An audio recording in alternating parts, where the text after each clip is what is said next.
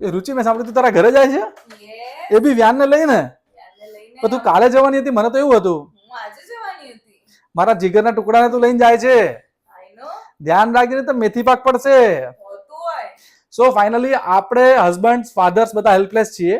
આ એક ફિલિંગની વાત છે કે આપણો દીકરો આપણો જીગરનો ટુકડો લઈને એની મમ્મી એના મમ્મી પપ્પાના ત્યાં જતી રહે તો આપણને કેવું લોનલીનેસ ફીલ થાય એમાં વાઈફ તો હોય જ નહીં એટલે ડબલ લોનલીનેસ ફીલ થાય પણ કંઈ જ વાંધો નથી આ રિચ્યુઅલ્સ છે ફેમિલી જોડે જાય પણ રુચિ હું એને બહુ જ મિસ કરીશ આઈ નો અને તને પણ મિસ કરીશ હું પણ તને પણ બહુ મિસ અમે કરીશ 3 ડેઝ માં પાછા આવી જવાના છીએ ફટાફટ આવી જજો હા વ્યાનું જલ્દી આવી જજે બેટા ઓકે ડેડી કે યસ ડેડી નીચે મમ્મી પપ્પા એકદમ ઇમોશનલ થઈ ગયા છે બોલ હે ને સિરિયસલી એ તો તું જઈશ ત્યારે રડી જ પડશે મને એવું લાગે છે ફર્સ્ટ ટાઈમ જઈએ છે ને એટલે સો હું બહુ જ ખુશ છું પણ અંદરથી દુઃખી પણ છું